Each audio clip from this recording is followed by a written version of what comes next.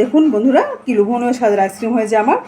Custard ice cream, custard ice cream, এখন custard vanilla ice cream ফ্লেভারটা ছিল ভ্যানিলা। ঠিক আছে, আপনারা এইভাবে ঘরে বানাবেন।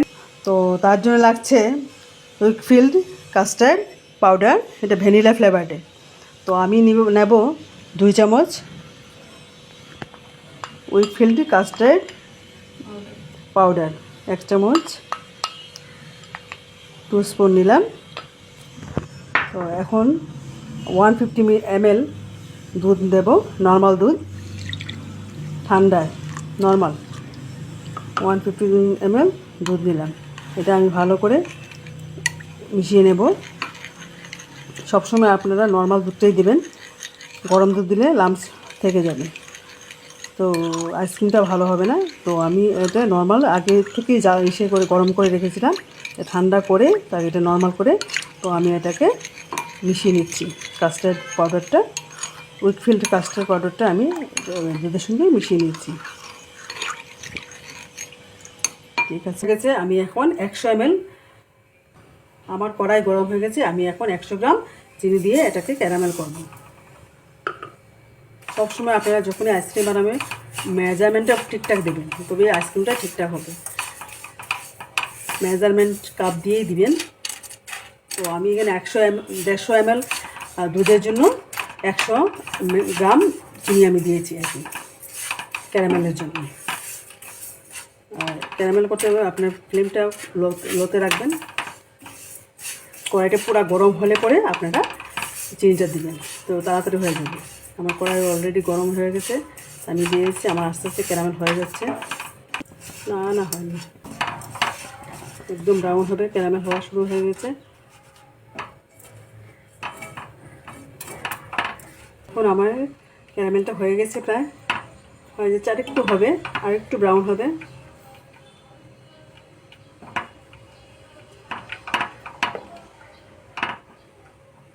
এখন আমি দুধ দিয়ে দেব, আমার ক্যারামেল হয়ে গেছে। দেব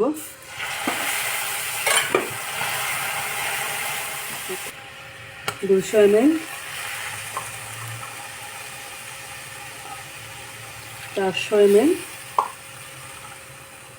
প্রায় 500 ml আমি দুধ দিলাম, গরুর দুধ।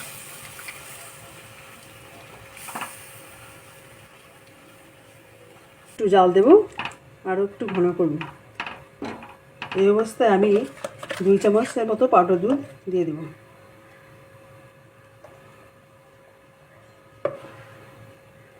অলরেডি দুধটা আমার ঘনই ছিল, তবু আমি 2 চামচের মতো দিলাম দুধ, পাউডার দুধ। আপনারা দিতেও পারেন, না দিলেও চল হবে। দুধটা যদি ঘন থাকে তবে এমনিতে হয়ে যাবে, কাস্টার্ডটা দিলে এমনিতেই ঘন হয়ে যাবে। আমি এখন একটু জাল দিয়ে একটু শুকিয়ে নেব। দুধটাকে অনবরত নাড়তে থাকবে, না হলে কি হয়, ক্যারামেলটা যে নিচে ধরে লেগে যেতে পারে। লেগে গেলে পুরো বন্ধ করবে, তখন আইসক্রিমটা খেতে ভালো লাগবে না। এর জন্য এইভাবে নাড়াতে থাকবেন, দুধটা দিয়ে এইভাবে নাড়াতে থাকবেন। ক্যারামেলটা যে বানিয়ে রেখেছিলাম, এটা মোটামুটি শক্ত হয়ে গেছে, শক্ত হয়ে নিচে লেগে যায়। তো দেওয়ার আগে আপনারা কী করবেন, এইভাবে নাড়িয়ে তারপরে ক্যারামেলটা আপনারা দুধের সঙ্গে অ্যাড করবেন আস্তে আস্তে। আর অনবরত দুধটাকে নাড়তে থাকবেন, নাহলে কি দুধটা লেগে যাবে, লেগে গিয়ে আবার পোড়া লাগতে পারে। ফ্লো করে রাখবেন।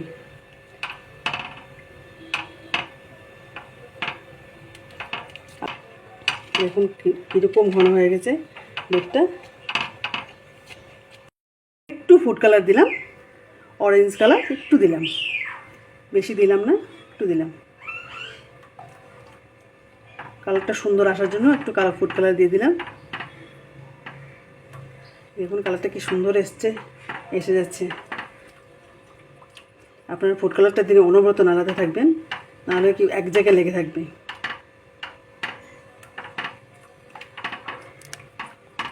ফেলে নিচে রাখবো, নর্মাল টেম্পারেচারে ঠান্ডা হবে।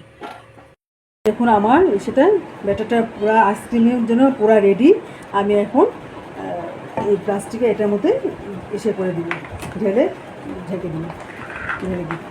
দেখুন আমি ব্যাটারটা এরকম একটা কেসের মধ্যে আমি রেখে দিয়েছি, রেখে আমি ঢেকে ডিপ ফ্রিজে রেখে দিব 2 ঘন্টা। 2 ঘন্টা পরে এসে আমি আবার এটাকে মিক্সার গ্রাইন্ডারে আবার এটা পেস্ট করব, পেস্ট করে আবার রাখবো। এভাবে 2 ঘন্টা করে রেখে আমি কমসে কম 3বার এরকম বের করে এনে পেস্ট করে আবার রাখবো 2 ঘন্টা। ঠিক আছে, তবে গিয়ে আপনার আইসক্রিমটা একদম দোকানের মতো পারফেক্ট হবে। তো আচ্ছা এখন রেখে দিচ্ছি, তারপরে 2 ঘন্টা পরে আবার আসছি। আমার 2 ঘন্টা হয়ে গেছে আইসক্রিমটা বসানো। তো আমি এখন বের করে এনেছি, এনে দেখি কী অবস্থায় আছে। তো এখন আবার একটু গ্রাইন্ডারে পেস্ট করে নিব, পেস্ট করে আবার বসে রাখবো। তো যাতে পেস্ট করে রাখবো যাতে কোনো আইস এসে না থাকে, তার জন্য স্মুথি হয়ে যায়। তো আমি এখন পেস্ট করবো, পেস্ট করে আমি এটাকে আবার বসিয়ে দিব আরও 6 ঘন্টার জন্য। তারপর আমার আইসক্রিমটা আমি কালকে দেখাবো। এখন কি সুন্দর হয়ে গেছে, কিন্তু পেস্ট না করলে কিন্তু উপরটা আইস হয়ে যাবে, খেতে টেস্ট হবে না, তখন পুরো ক্রিমি হয়ে যাবে। মোটামুটি হয়ে গেছে। এমনিতে খাওয়া যায়, গরমের দিনে খাওয়া যায়, কিন্তু খাওয়া গেলে কিন্তু আইসক্রিমের যে স্বাদটা, সেই স্বাদটা পাওয়া যাবে না। তার জন্য এখন আবার আরও পেস্ট করে গ্রাইন্ডারে পেস্ট করে আবার 6-7 ঘন্টার জন্য বসাবো। তারপরে পিওর দোকানের মতো একদম আইসক্রিমটা হয়ে যাবে। হয়ে গেছে না, ক্রিমি ক্রিমি টাইপ। আরেকটা দিয়ে দিই, আর হয়েছে একদম ক্রিমি হয়ে গেছে। তো আমি এখন আবার টিফিন বক্সটাতে বসিয়ে রাখবো।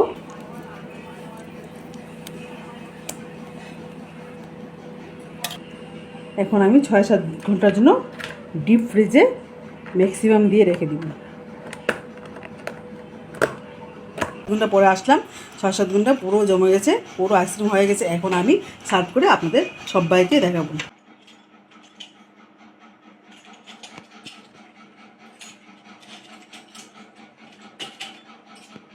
দেখুন বন্ধুরা, কি লোভনীয় স্বাদের আইসক্রিম হয়েছে আমার। Custard ice cream, custard vanilla ice cream ফ্লেভারটা ছিল ভ্যানিলা। ঠিক আছে, আপনারা এইভাবে ঘরে বানাবেন, বানিয়ে খাবেন, ছেলে মেয়েদের খাওয়াবেন, খেয়ে বলবেন কেমন হয়েছে। কমেন্ট করবেন, লাইক করবেন, শেয়ার করবেন। টাটা বন্ধুরা, বাই।